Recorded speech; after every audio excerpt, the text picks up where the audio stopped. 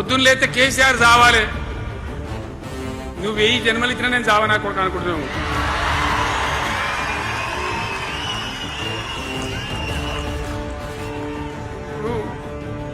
ఉట్టి మీద దాచిపెట్టింది.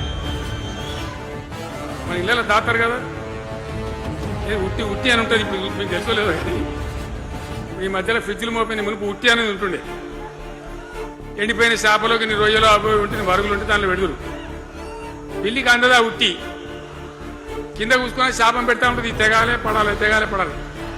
పిల్లి శాపానికి ఉట్టి తెగుతుందా? మరి ఎవరు కేసీఆర్ రావాలంటే కేసీఆర్ దత్తడా?